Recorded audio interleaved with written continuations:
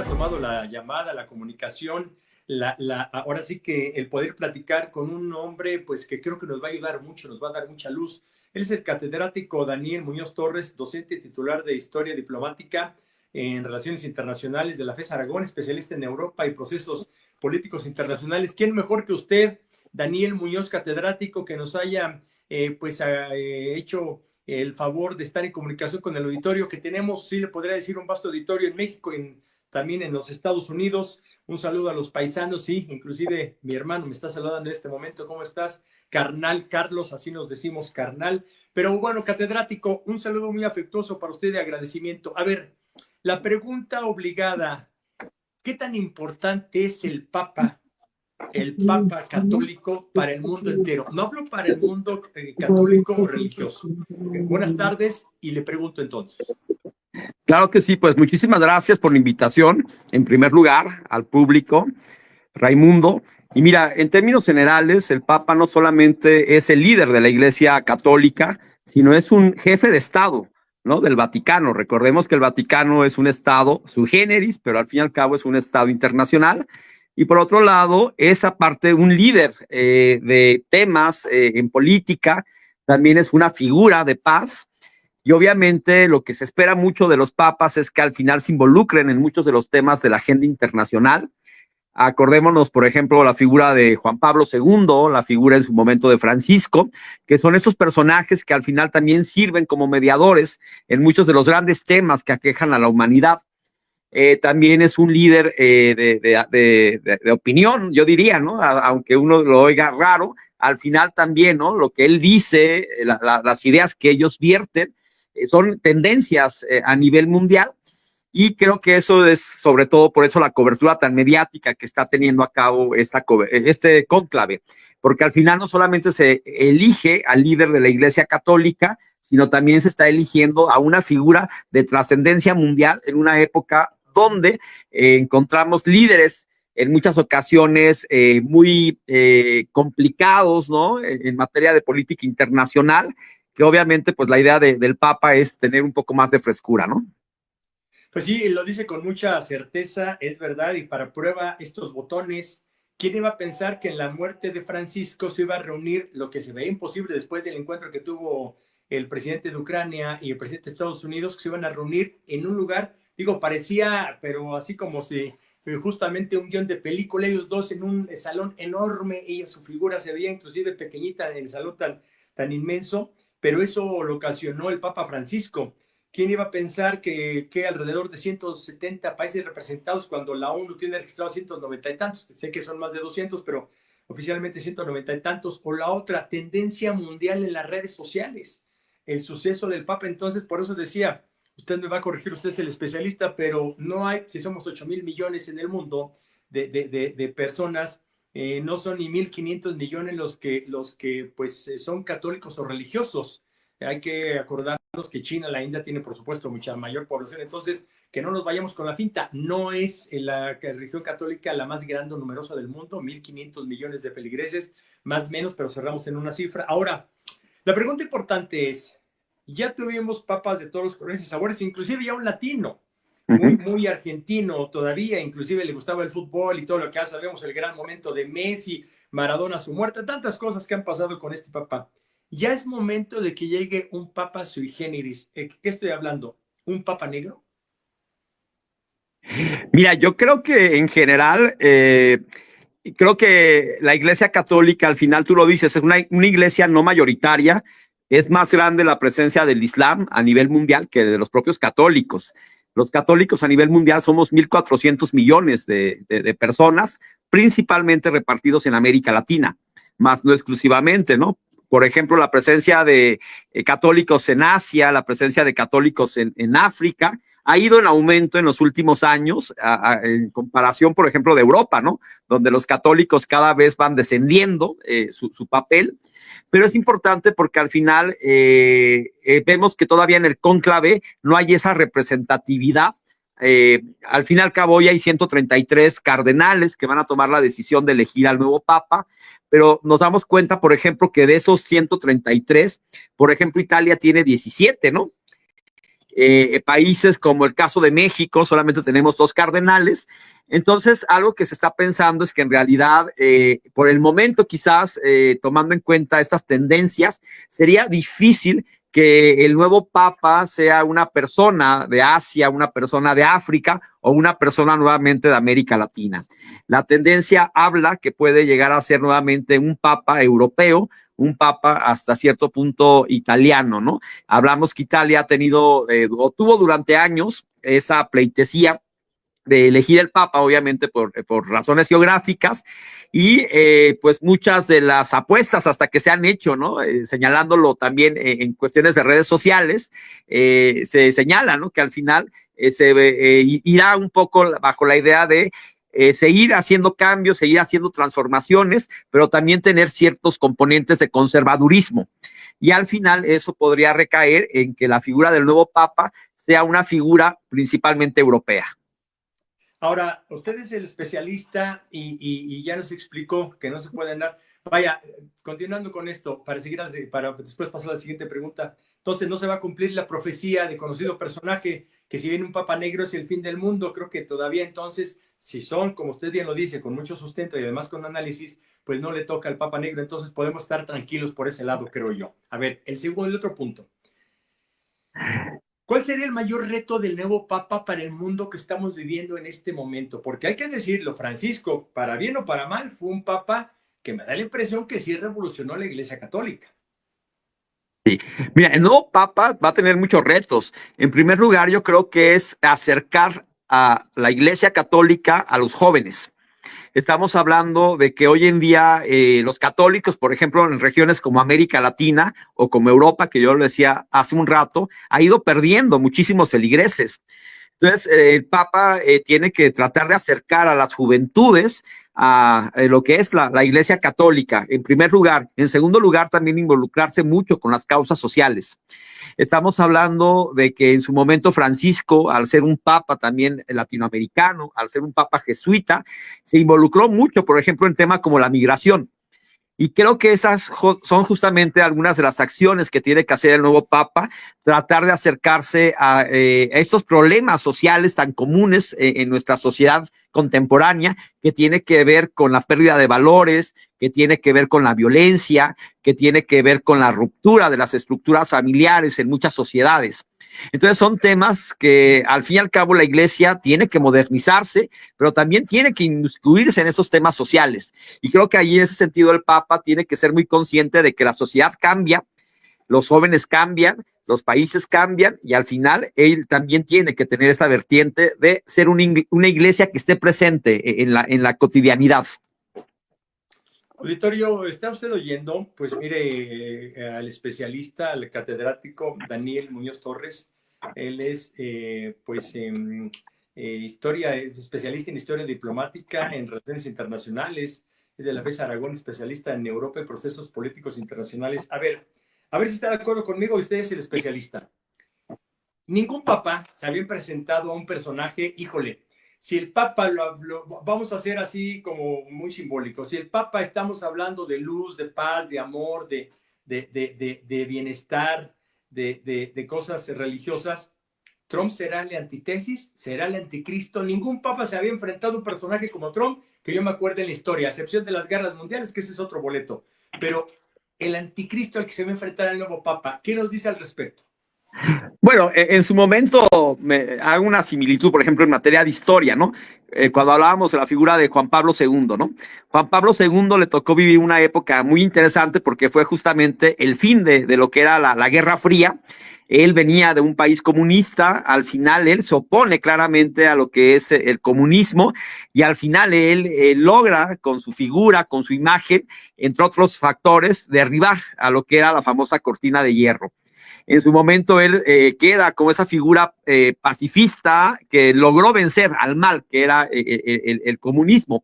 En este caso, creo que haciendo esa comparativa con la época actual, creo que el hecho de que el nuevo Papa al final sea una persona solidaria, sea una persona humanista, sea una persona progresista en muchos ámbitos, también podría poner freno a esta clase de líderes como Trump, por mencionar solamente un caso, que al final hablan de un discurso de mucha división, de mucho odio a nivel mundial. Es decir, creo que eso podría ser muy trascendente en el ámbito de las relaciones internacionales, que esta clase de personajes tengan ese mandato, ¿no? De ser conciliadores, de tratar de alguna manera de generar nuevos discursos que no enciendan tanto los ánimos de odio que hay hoy en día en nuestro ámbito internacional. Eso sería maravilloso y esperemos que el nuevo Papa tenga esa capacidad mediática, esa capacidad de convocatoria para hacerle frente a esta clase de discursos tan agresivos que no solamente están viviéndose en Europa o en América del Norte, sino también en países que los llegamos a denominar como países subdesarrollados, como algunos países de América Latina, ¿no? Escuche lo que dice Soledad García, dice México, bueno, yo creo que porque estamos diciendo que México, Estados Unidos. Soledad García de México dice, saludos a tu doctor, ¿es usted doctor? No tengo el dato, ¿es doctor? ¿Usted? Bueno, me dice que saludos al doctor, a tu especialista, al doctor, y pregúntale, ¿qué es más factible? ¿Unión o confrontación entre el nuevo Papa y Donald Trump? ¿Unión o confrontación? Y le manda a saludar Soledad García. Pues yo creo que en general no creo que se genere una unión, obviamente. Las esferas de acción de cada uno son muy separadas, son muy diferentes. Donald Trump es presidente de una república, de un estado que básicamente tiene objetivos completamente diferentes. Y el Papa, pues no solamente es un jefe de estado, también es el jefe de la Iglesia Católica, un líder espiritual, pero creo que puede llegar a generarse en algunas situaciones una forma de contención hacia lo que son los discursos de Trump. Es decir, creo que Trump, el hecho de que haya ido a los funerales de Francisco, el hecho de que hubiéramos visto hace una semana la unión o la plática en el recinto del Vaticano, ¿no? Entre Zelensky y Trump, hablan mucho, ¿no? De la figura que Trump está apostándole al nuevo Papa, ¿no? Un Papa que de alguna manera sirva como una especie de conciliador, y creo que eso podría gestionarse en estos siguientes meses, ¿no? Una figura que sirva como interlocutor entre las fuerzas más progresistas que hay a nivel mundial y justamente estas fuerzas conservadoras que nos representa claramente las fuerzas de Trump. Entonces creo que es más esa idea más que de unión o más de confrontación, yo creo que es una idea de conciliación entre ambos. Yo tengo varias preguntas para usted, pero la gente me está ganando y vamos a darle espacio a la gente. Dice Humberto Wash, dice Ray, pregúntale la relación con México, si el Papa va a ser europeo, la relación con México, si México es comunista, no somos comunistas todavía. Perdón, socialistas. Si somos socialistas, no, creo que no somos socialistas, pero le pregunto a usted como experto, ¿qué espera la relación con México si el Papa es europeo? Dice que mira, yo creo que México... No somos socialistas todavía, ¿verdad? No, para nada. Al final somos una economía de libre mercado. Eso es algo que tenemos que tener muy claros, ¿no? En términos generales, México es el segundo país con más católicos a nivel mundial. Eso me gustaría enfatizar porque al final la importancia que tiene México para la religión católica es clave. Somos un país de aproximadamente 130 millones de personas que habitamos en este espacio y que mayoritariamente nos identificamos como católicos, o mínimamente eso dicen las encuestas del INEGI, ¿no? Y en términos generales, lo que trataríamos de buscar sería justamente tener esa relación cercana que en algún momento se ha tenido con los papas anteriores, a pesar de ser de origen europeo, ¿no? En el caso mexicano, al igual que en el caso brasileño y al igual que en el caso de toda América Latina, nuestra región ha sido muy caracterizada por ir perdiendo feligreses en la Iglesia Católica. Hoy, por ejemplo, en México han surgido nuevas iglesias que se derivan justamente, lo que se denominan como iglesias cristianas, que es justamente algo que tiene que hacer peso para los católicos, la figura de este nuevo Papa, ¿no? Un Papa que se sienta en México, que visite México, que al final se acerque a los feligreses. Creo que es algo de lo que esperaríamos no solamente en México, sino en todos los países de América Latina, ¿no? Oiga, le saluda, le felicita Ana Tanques. ¿Está bien inscrito? Bueno, es el WhatsApp, Ana Tanques, así dice Ana Tanques. Le felicita y le pregunta, ¿lo del cónclave es solamente pues una finta, ya está acordado o realmente se elige? Ana Tanques y le manda a felicitar.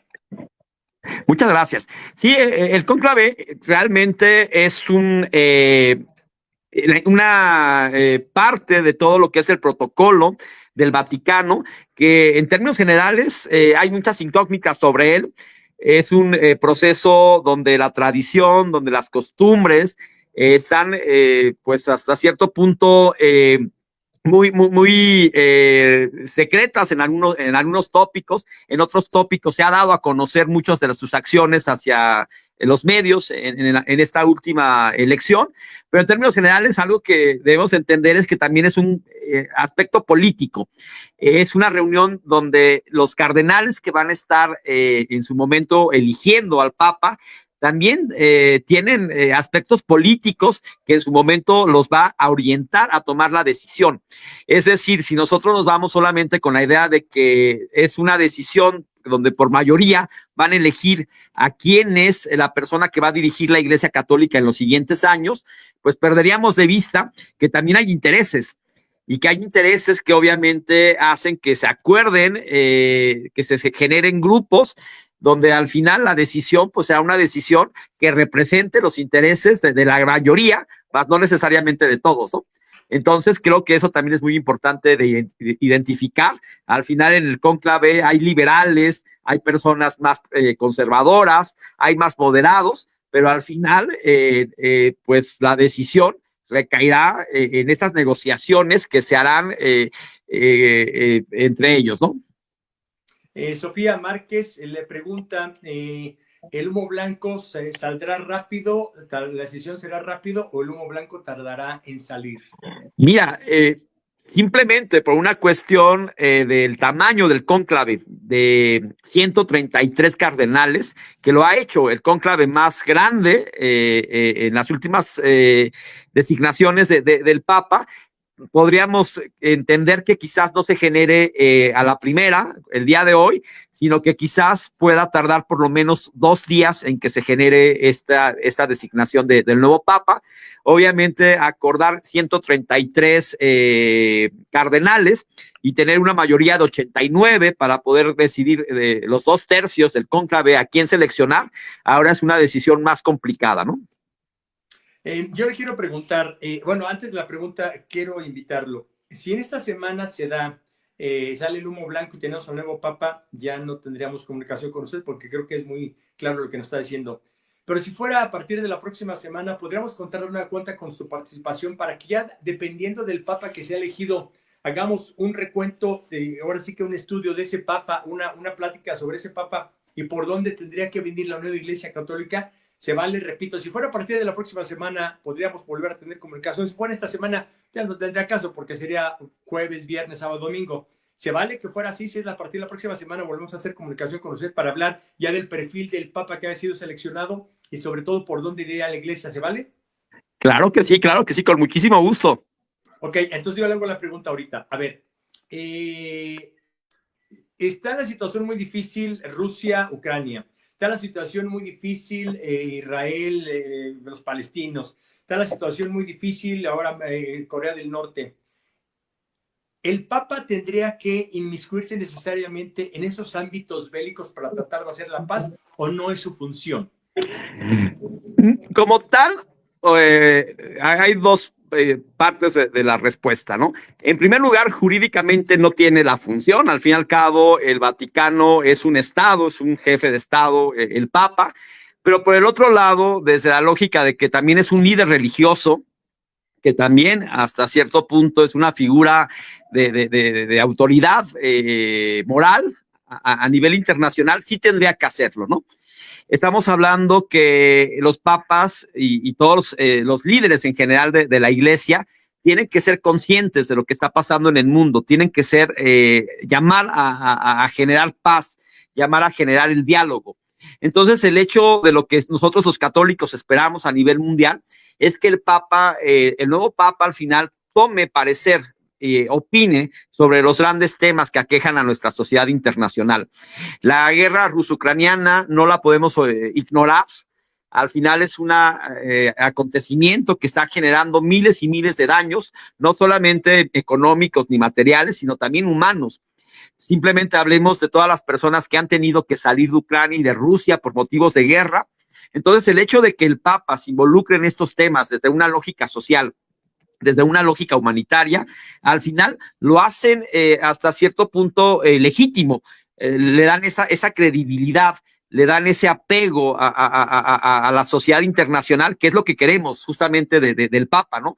Una figura que al final opine sobre los grandes temas, que llame al diálogo, que llame a la conciliación. Otro ejemplo, que en su momento Francisco, creo que por eso al final pasará a la historia, porque al final literalmente Francisco no tuvo miedo, ¿no?, a enfrentarse con estos grandes líderes, y al final habló de temas que habitualmente la iglesia había sido muy velada, ¿no?, en muchos aspectos. Y creo que Francisco, lo último que vimos fue, por ejemplo, esas